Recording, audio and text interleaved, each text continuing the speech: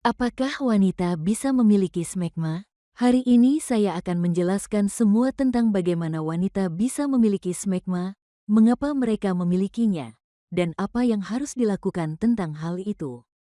Smegma adalah penumpukan minyak, sel kulit mati, dan kotoran yang terjadi akibat minyak alami yang diproduksi oleh kulit kita. Kulit kita secara alami mengeluarkan minyak setiap hari. Dan alasan dibalik ini adalah untuk menjaga area tersebut tetap lembab dan mencegah kulit kering serta gatal. Sekarang, di mana Anda bisa menemukan smegma pada wanita? Jadi, Anda bisa melihatnya di lipatan labia serta di bawah kulup klitoris. Ini terjadi karena minyak-minyak ini menumpuk, tidak dibersihkan dengan benar, dan kemudian menumpuk, sehingga terlihat seperti konsistensi keju cottage. Bagaimana cara mencegah penumpukan ini? Pada dasarnya, ini berkaitan dengan kebersihan dasar. Jadi, Anda perlu membersihkan lipatan labia dengan air dan sabun yang sangat lembut. Bahkan, Anda bisa menggunakan pembersih wajah. Pembersih wajah yang Anda gunakan untuk wajah, asalkan tidak beraroma dan dirancang untuk kulit sensitif, bisa sangat baik digunakan di area tersebut. Anda tidak boleh menggunakan sabun yang kuat atau beraroma, karena dapat mengiritasi dan mengeringkan kulit. Dan sekali lagi, air dan pembersihan manual saja sudah cukup. Hal penting yang perlu dipahami adalah ini bukan penyakit menular seksual. Ini tidak menular dengan cara apapun. Namun, jika tidak dibersihkan secara teratur, hal ini dapat menyebabkan masalah. Masalah yang dapat timbul adalah peradangan kronis di area tersebut, terutama di bawah kulup klitoris. Peradangan kronis ini dapat menyebabkan apa yang disebut adesi klitoris. Pada dasarnya, kelenjar klitoris atau bagian klitoris yang terlihat di bawah kulup dapat menempel pada kulup atau jaringan di atas klitoris. Inilah masalahnya, karena kulup klitoris ada untuk alasan tertentu. Fungsinya melindungi klitoris dari iritasi, dan seharusnya tetap terlumasi dengan baik dan dapat bergerak bebas ke depan dan belakang sepanjang klitoris. Jadi, jika Anda memperhatikan adesi ini sejak dini, Anda dapat mencoba mengatasinya sendiri. Tarik perlahan kulup klitoris. Gunakan minyak bayi atau vaseline dan coba pisahkan kelenjar dari kulup klitoris. Gunakan air dan sabun lembut untuk membersihkan area tersebut. Tidak perlu sabun khusus atau gerakan agresif. Lakukan dengan sangat lembut. Sekarang, apa itu adesi kritis? Saya yakin Anda belum pernah mendengarnya. Tapi mengapa hal ini terjadi? Seperti yang saya sebutkan, adesi ini bisa terjadi akibat peradangan, tetapi juga bisa disebabkan oleh trauma atau kondisi inflamasi atau infeksi lainnya. Orang yang mengalami infeksi berulang, seperti infeksi saluran kemih atau bakterial vaginosis, kadang-kadang dapat mengembangkan kondisi ini. Orang dengan kondisi kulit kronis seperti lichen sclerosus atau lichen planus chronicus, yang merupakan dua penyakit kulit yang terjadi di daerah genital. Orang-orang ini bisa mengalami adesi klitoris.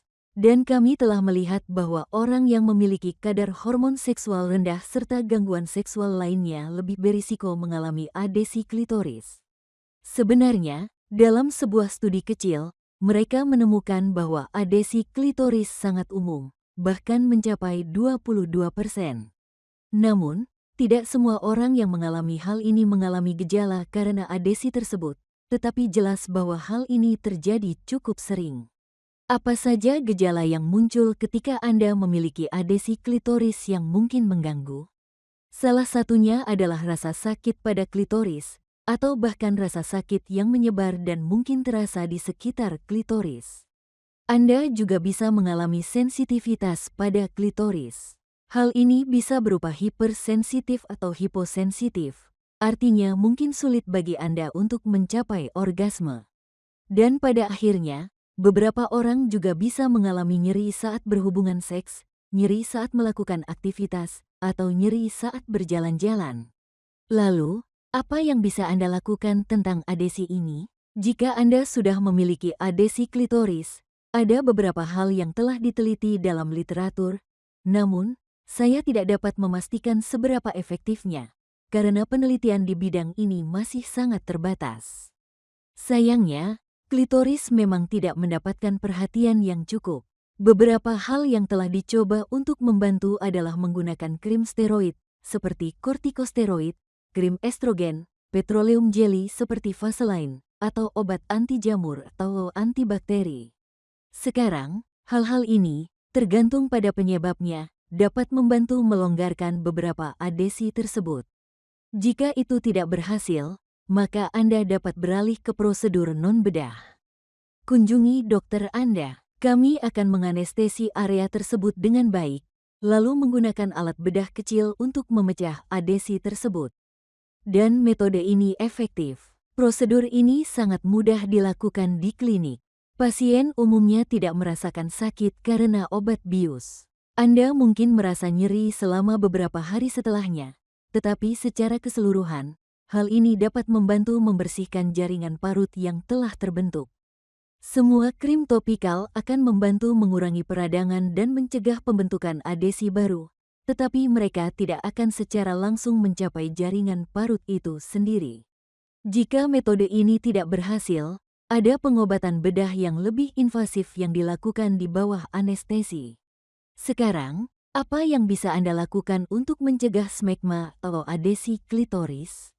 Pertama, seperti yang saya sebutkan, pastikan Anda membersihkan area tersebut, periksa lipatan labia, periksa hud klitoris, pastikan tidak ada penumpukan, dan bersihkan dengan sabun lembut.